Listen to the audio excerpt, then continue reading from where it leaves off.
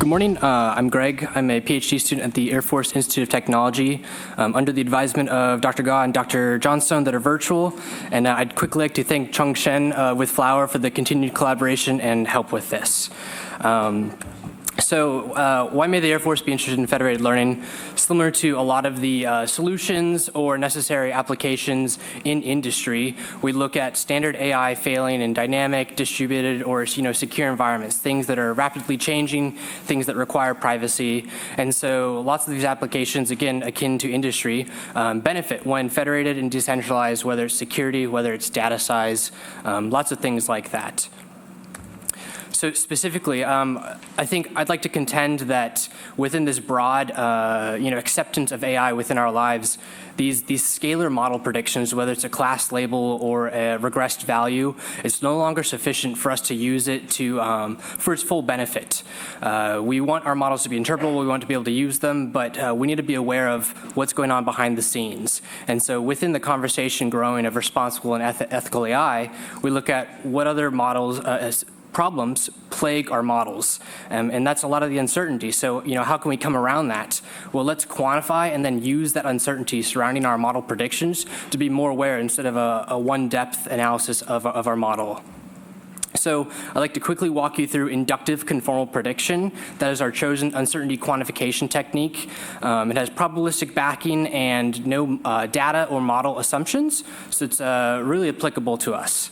And so we want to use a pre-trained model, no extra training times necessary, and a calibration data set to produce these valid prediction intervals to then wrap around our future predictions. And so quickly, we take our learning data, or what, in a federated sense, the data that our client may have, and we split it into our training and calibration data. Now that might be the one downside of inductive conformal prediction here is we may want to use the most of our data for training, but we require a larger calibration data set to make sure that we're appropriately calibrating our uncertainty. With that, we plug in our training model and our untrained model with our training data and produce our trained model. And then we look at how can we use our calibration data. Well, we can predict on our calibration data and then produce our set of nonconformity scores. These nonconformity scores are just about the predicted versus actual and what that means. So is it a distribution of the absolute residuals, the squared residuals, or some type of indication of the true class probability and how far off those predictions are? And now once we have that set, we can find phi, which is just our quantile. We use our alpha for our uncertainty. And we can find phi, which is just that quantile within our nonconformity scores. And that is now our calibrated uncertainty. So how do we apply that to our new data? Well, we can then predict on our test data, our new data that's coming in, and we can then wrap around that uncertainty quantification with a prediction interval. If it's the absolute residual for regression, it's plus or minus that phi. Or if we're looking at a classification, we may look at the probability of the associated classes and accept those that meet a certain threshold. So now, how do we integrate ICP into federated learning throughout training rather than just a post hoc wrapper? Well, we want to use our clients' scores, privatized, every communication round to guide that weighted model aggregation. So similar to any federated setup that we've seen, we have our initial model from our server that they broadcast to the clients. Well, the clients are then required to train their own models, take the steps necessary, and then they also are going to calibrate their own distribution of nonconformity scores with each of their own calibration data sets, along with their own phi. But this is federated learning, and privacy is a big word that we use. So it may not be in the client's best interest, given the data or the nature, to communicate that entire distribution of nonconformity scores, or let alone phi, and what it may be able to show if reverse engineered. So we have our clients each with their own privatizing masking function. We go ahead and mask our phi, and then we can communicate that back up. And just for this example, we say that phi, the uncertainty of client 3, is the lowest. So maybe that has the most confidence in its predictions, the smaller intervals, the smaller sets, still with the same probability associated to it. So now back at the server, we want to normalize these private ICP scores, and we want to turn them into weights. So we saw that client 3 had the lowest uncertainty, therefore it should have the highest weight. If we were doing Fed average, we may see an aggregation where the model may be directly in the middle, but given that the uncertainty within client 3 was the lowest, we see an aggregation skewing a little closer to client 3's model.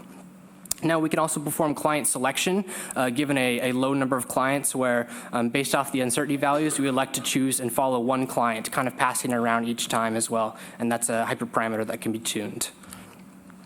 Optionally, we can also add a momentum-informed step using the pseudo-gradient. This is a pseudo-gradient that's following aggregation and updates from uncertainty, not necessarily the loss itself. So performance is inherently tied to following uncertainty. So if we can, use that momentum-informed step, perhaps there's more efficiency, more to learn from the uncertainty of our clients as we aggregate. And then we can begin the next round. So we see that conformal prediction has been used functionally within our training. Now, many data sets have been used on this, but the one I'd like to speak to is the Cogpilot data set, produced by a partnership between the Massachusetts Institute of Technology and the United States Air Force. The goal here is how do we use physiological signals within a simulator to then evaluate pilots. And so it's only about using physiological signals. This is a published data set if you guys would like to look at it. And so within that data set, we're looking at privatizing the physiological data. We want to, decentralize because it may be too much. But then within this data set, only 12 samples per participant. So probably not enough for a client. So we then simulate a federated deployment of combining multiple participants to emulate a student pilot and the physiological collection from their training. And so quickly looking to the results, we have 100% participation given the low number of clients as well as samples, but we strongly see that variants of FedICP meet or outperform the performance of Fed average as well as centralized. So that means better performance and lower uncertainty at the same level of confidence. And then we repeat this for statistical testing.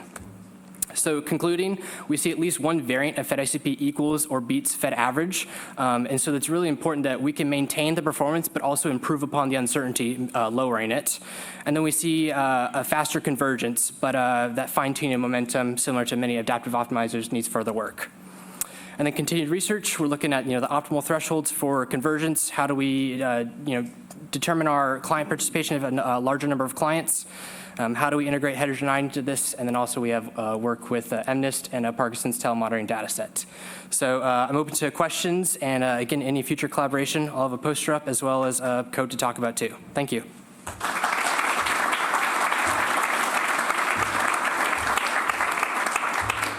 All right, thanks a lot, Greg. Do we have any questions? All right, yeah. Hey, and thank you very much for what you showed. One question, how do you decide what is the optimal size for the calibration part? How can you decide it? Right, so currently we're doing a 70-30 split just as a baseline, but that's definitely a hyperparameter that can be explored given the size of the data allowed. So you do it randomly right now? Correct, yeah. Okay, thank you. All right.